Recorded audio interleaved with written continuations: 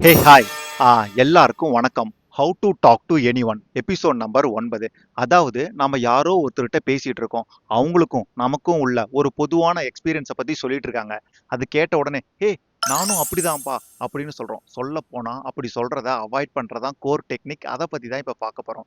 For example, ஆப்போசிட்ல இருக்க person அவங்களோட மெமரிஸ் அல்லது பேஷன் அல்லது ரீசெண்டா போன ட்ரிப் பத்தி கூட சொல்லிட்டு இருக்கலாம். நான் ஏற்காடு ட்ரிப் இருந்தேன், அங்க ஹில் டாப்ல ரெசார்ட், அங்கிருந்து பார்க்கும்போது நைட் வியூல சேலம் வேற லெவல்ல இருந்தது.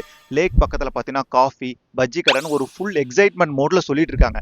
சொல்ல போனா இந்த எக்ஸ்பீரியன்ஸ் எல்லாமே நமக்கும் இருந்திருக்கலாம். பட் அதை கேட்ட உடனே hey stop stop, last week நானும் தான் ஏற்காடு போயிருந்தேன், சேம் பஜ்ஜி கடையில தான் நானும் சாப்பிட்டேன் அப்படின்ட்டு நாம பேச ஆரம்பிக்கிறோம். இதுல ப்ராப்ளம் என்னன்னா, இந்த கான்வர்சேஷன்ல கனெக்ஷன் இருக்கு, ஆனா இம்பாக்ட் இல்லை. ஏன்னா நாம பேச ஆரம்பிக்கிறதுனால அவங்களோட ஸ்டோரியை அப்படியே ஸ்டாப் பண்ணிடுறாங்க. அதுக்கு பதிலா என்ன பண்றதுன்னா, சிரிச்சுட்டு அவங்க ஸ்டோரி அப்படியே என்ஜாய் பண்ணுங்க. ஜென்யூனா கேள்வி கேளுங்க. ஈவினிங் டைம் அந்த லேக் பக்கத்துல ரொம்ப ஃபாகா இருந்திருக்குமே, ஜீப் சஃபாரி எல்லாம் சூப்பரா இருந்திருக்குமே, இப்படி கேளுங்க. அவங்களே கண்டுபிடிக்கட்டும், நீங்களும் ஏற்காடு ட்ரிப் போயிருக்கீங்க போல அப்படின்ட்டு. அவங்க கண்டுபிடிக்க முடியலனாலும் பரவாயில்ல, ரைட் டைம் பார்த்து நாமளே ரிவீல் பண்ணிக்கலாம். அதுக்குன்னு ரொம்ப லேட் பண்ணி சொல்லிடாதீங்க. அது ஸ்மார்ட்டா தெரியாது, ஹைட் பண்ற மாதிரி தெரியும். ஒரு குட் கம்யூனிகேஷன் கிரியேட் ஆக அப்சர்வ் பண்ணுங்க, ரைட் டைம்ல ரிவீல் பண்ணுங்க.